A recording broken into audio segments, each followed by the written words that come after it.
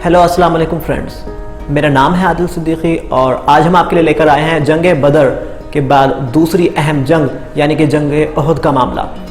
ये जंग मुसलमानों की ज़िंदगी में बहुत ही अहमियत रखती है क्योंकि इस जंग में मुसलमानों को करारी शिकस्त का सामना करना पड़ा, जबकि अल्लाह ताला की मदद का वादा मुसलमानों के साथ हर वक्त और हर जगह है। जंग बदर में मिली करारी शिकस्त के बाद कुरैश पूरी तरह तिलमिला उठे थे और अब किसी न किसी जंग के मौके में वो लगातार लगे हुए थे।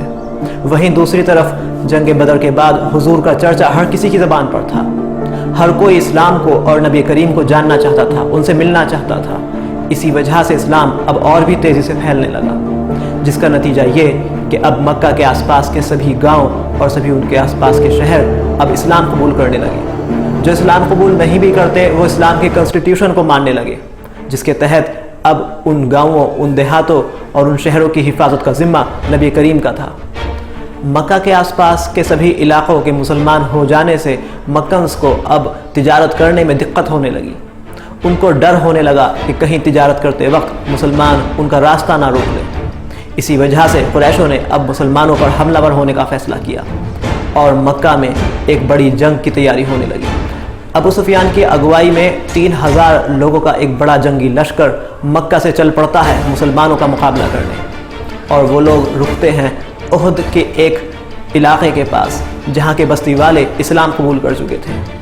और ये बात से कुरैश काफ़ी तिलमिलाए हुए थे, इसीलिए उन लोगों ने उहद के इन इलाक़ों के लोगों पर जुल्म करना शुरू कर दिया। जब इस बात की खबर नबी करीम तक पहुँची तो सभी सहाबा इकराम और नबी करीम परेशान हो गए, क्योंकि मदीना के कॉन्स्टिट्यूशन के हिसाब से उन लोगों की हिफाजत का ज़िम्मा अब हुजूर की ज़िम्मेदारी थी।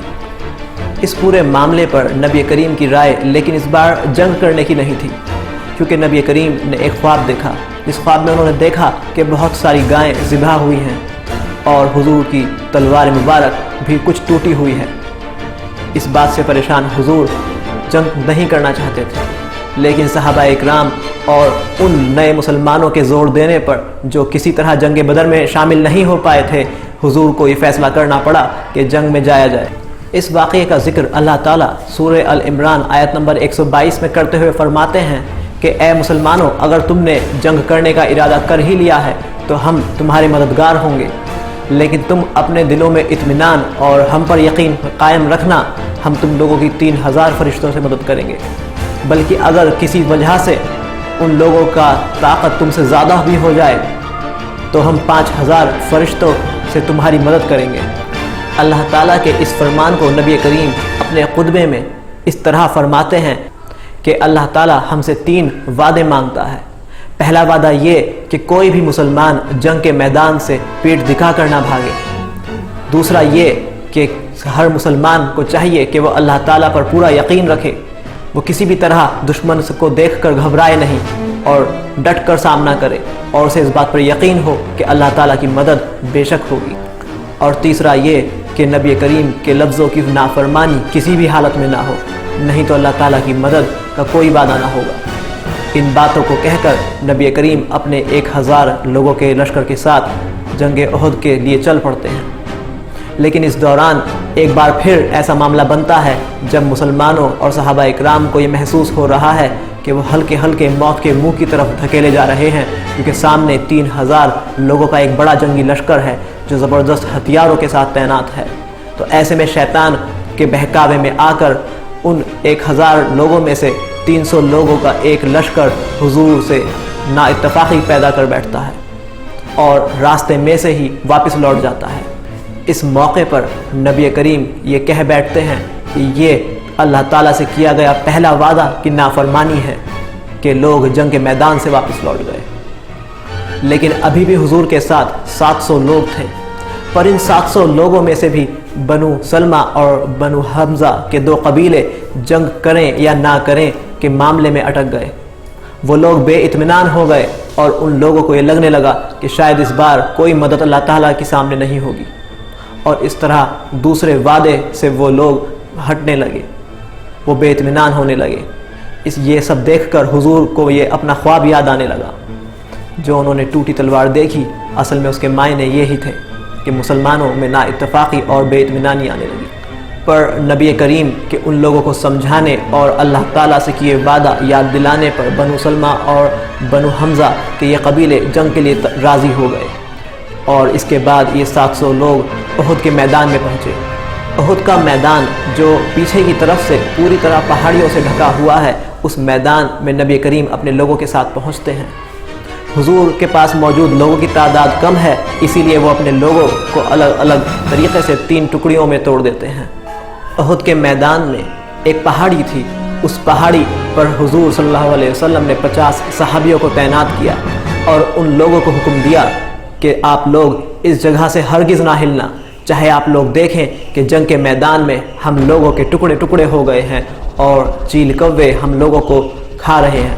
اور اب جنگ کے میدان میں دوسری طرف قریشوں کا یہ بڑا لشکر آ پہنچا۔ اس بڑے لشکر کا لیڈر تھا ابو سفیان۔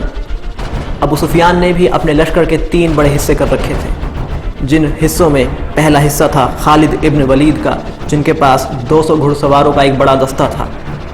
اس کے علاوہ باقی کے 2 دستوں کے پاس زبردست جنگی ہتھیار اور اس بار لوہے کے کوچ پہنے 100 سے زیادہ آدمی موجود تھے، جو یورپ سے منگائے گئے زبردست ہتھیاروں سے لیس تھے۔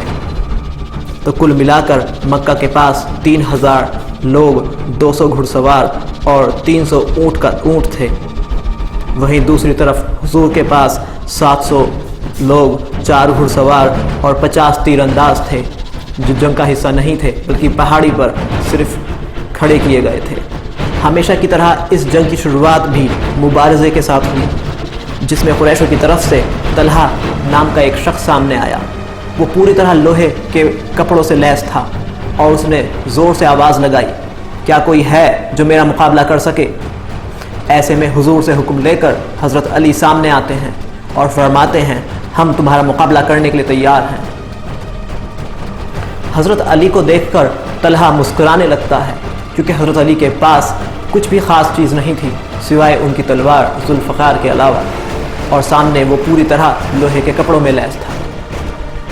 حضرت علی کو دیکھ کر طلحہ مسکرایا اور ان پر تیزی سے حملہ ور ہو گیا، پر حضرت علی نے بہت ہی تیزی کے ساتھ اس کے حملوں کا جواب دیتے ہوئے اتنی تیزی سے ذوالفقار سے اس پر حملے کیے کہ اس کا وہ لوہے کا کوچ چکنا چور ہونے لگا اور اس کے ٹکڑے اس کے ہی جسم میں چبھنے لگے۔ اسی تیزی میں حضرت علی نے اس پر ایک زوردار وار کیا، جس زوردار وار میں اس کا کوچ اور اس کی گردن دونوں ہی زمین کو جا پڑے، اور اس طرح انہوں نے اس کو جہنم کا منہ دکھایا۔ یہ دیکھ کر قریشوں کے دل خوف سے گھبرا اٹھے۔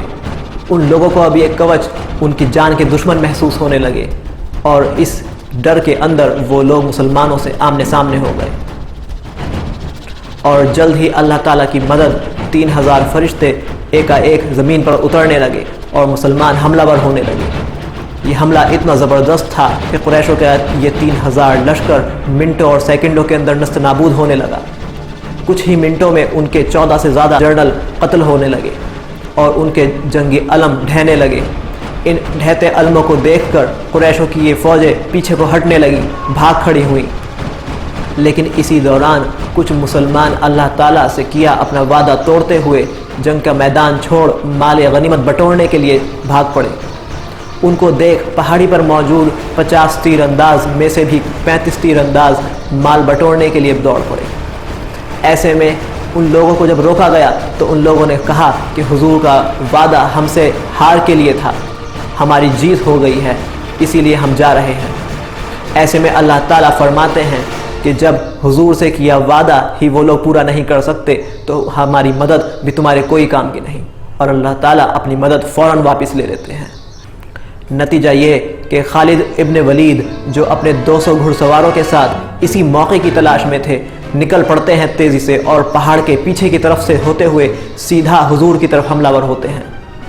ان میں سے 100 لوگوں کا ایک لشکر حضور کی طرف دوڑ پڑتا ہے اور باقی 100 کا لشکر پیچھے سے مسلمانوں پر حملہ ور ہو جاتا ہے۔ ایک طرف حضور کو 100 گھڑ سواروں نے گھیر رکھا ہے اور پیچھے سے مسلمانوں پر حملے ہو رہے ہیں۔ ایسے میں حضور کے ساتھ موجود 2 صحابہ اکرام اور حضور ان 100 لوگوں سے زبردست جنگ کرتے ہیں، اور اس جنگ میں نبی کریم کے چہرے مبارک پر ایک زبردست حملہ ہوتا ہے، جس حملے میں ان کا دانت مبارک شہید ہو جاتے ہیں اور حضور کے منہ سے خون کے فوارے بہہ اٹھتے ہیں اور وہ زمین پر بے ہوش ہو جاتے ہیں۔ یہ دیکھ صحابہ اکرام اپنی پوری طاقت اور قوت سے حضور کو بچانے لگتے ہیں۔ صحابہ اکرام حضور کو بچانے کے لیے ان کو اٹھا کر تیزی سے پہاڑوں کی طرف دوڑ پڑتے ہیں۔ ایسے میں خالد بن ولید زور سے کہہ اٹھتے ہیں کہ کوئی بچ کے نہ جا پائے، ان پر تیروں کی زبردست بوچھار کی جائے۔ ایسے میں حضور کی طرف تیروں کی زبردست بوچھار کی گئی، پر صحابہ اکرام نے 71 سے زیادہ تیر اپنے سینوں پر لیے اور حضور پر ایک بھی تیر نہ پہنچنے دیا۔ حضور کے بارے میں جیسے ہی یہ خبر جنگ کے میدان تک پہنچی، صحابہ اکرام حضرت علی، حضرت عمر اور حضرت عثمان تیزی سے حضور کی طرف دوڑ پڑتے ہیں۔ حضرت عمر جنگ کے میدان میں اپنی تلوار کو پھینکتے ہوئے دوڑ پڑتے ہیں حضور کی طرف کہ اب جنگ کا ہی کیا فائدہ جب ہمارے حضور ہی نہ ہوں گے، اور ان کو دیکھ مسلمانوں کی پوری ٹکڑیاں پیچھے کی طرف دوڑ پڑتی ہے اور سبھی لوگ پہاڑوں کی طرف حضور کے پاس پہنچ جاتے ہیں۔